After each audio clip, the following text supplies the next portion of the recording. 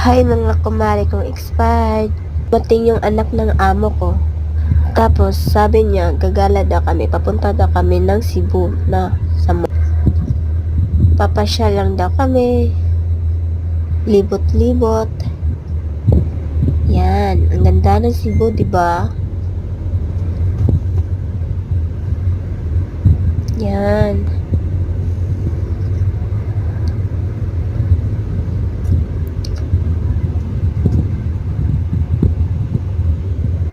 Yan yung anak ng amo ko, yan.